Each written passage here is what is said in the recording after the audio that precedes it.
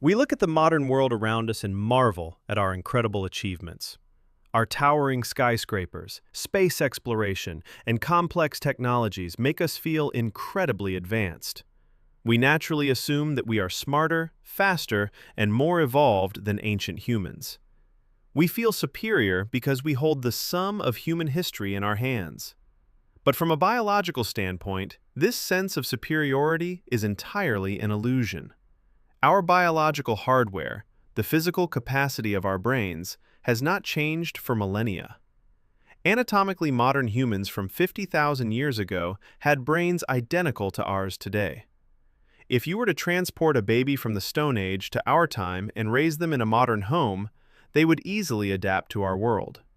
They could grow up to be an accomplished surgeon, a pilot, or a coder.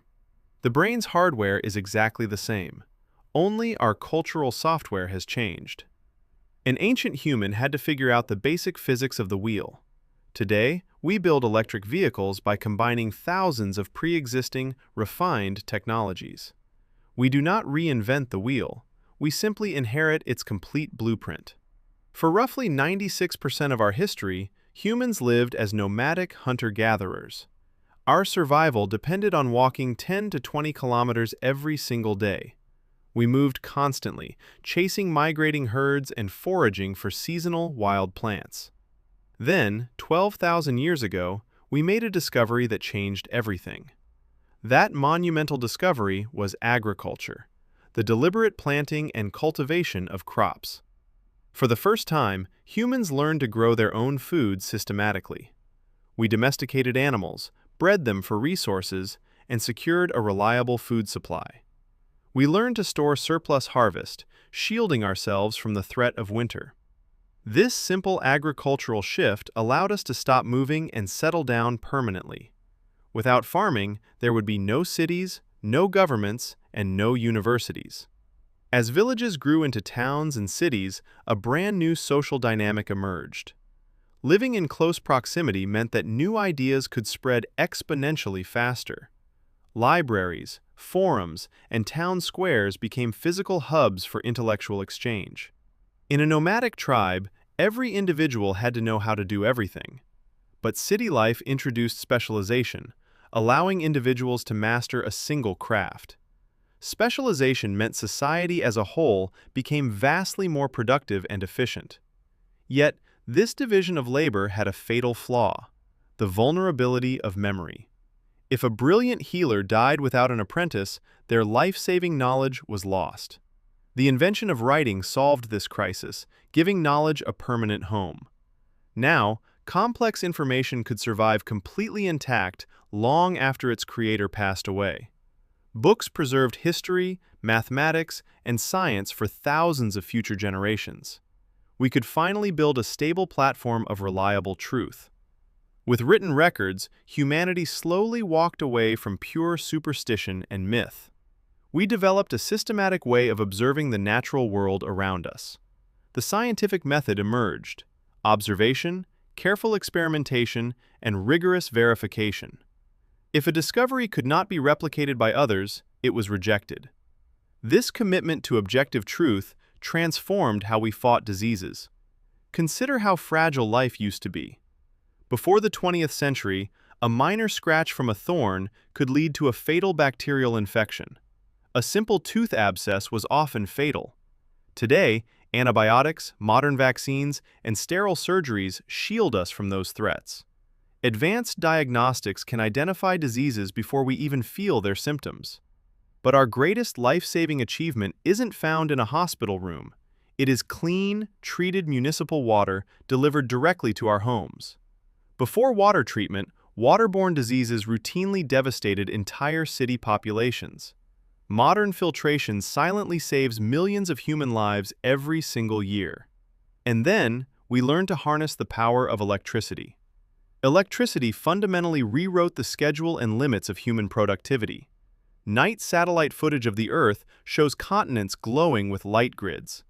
Indoor plumbing, refrigeration, hospital monitors, and the internet all depend on this power. These conveniences are actually less than 200 years old. They appeared in just the last 0.1% of our existence. With our basic survival secured, we conquered the limits of distance. For millennia, traveling a few hundred kilometers required weeks of exhausting effort. Today, cargo ships, planes, and trains move resources globally in hours. Continents that once felt like different worlds are now easily accessible. Our communication has experienced an even more dramatic shift. We went from physical messengers, smoke signals, and letters to instant global digital data streams traveling at the speed of light. A modern smartphone has millions of times more power than Apollo-era computers.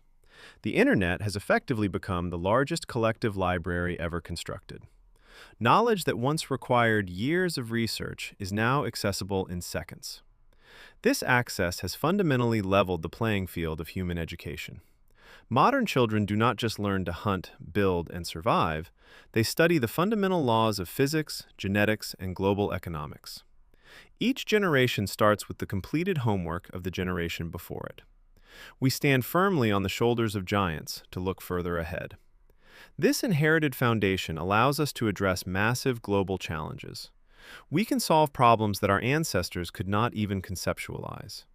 Our capabilities are amplified by the tools we design. Technology acts as an external magnifier for human capability. A microscope allows our eyes to see the building blocks of life.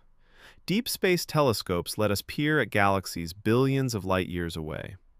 Advanced supercomputers calculate equations that would take us lifetimes to solve. And artificial intelligence helps us organize and make sense of this data. Because of these tools, we enjoy longer, healthier lifespans. Modern agriculture produces enough food to support billions of people. We have fought to expand human rights, voting, and basic education. We strive to build legal protections that were non-existent in antiquity. We have even broken free from the gravity of our home planet. We have left our footprints in the dust of another celestial body. We have sent robotic explorers to map the surfaces of hostile planets and probes that have exited our solar system into interstellar space. We continue to push our horizons further every single day.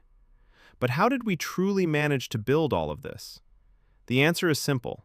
We did not build it alone.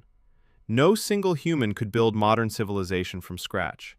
One person mastered fire, passing the secret down to their tribe. Another invented the wheel, changing how we moved forever. Another developed writing, protecting our memories from being forgotten. Another harnessed electricity, lighting up the dark corners of the world. Another created the computer, multiplying our processing potential.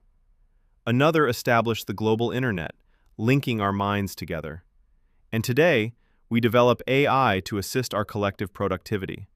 Our power is not our individual brain, but our collective network. We are the runners in a 300,000-year-old relay race, and every day, we take the baton just a little bit further.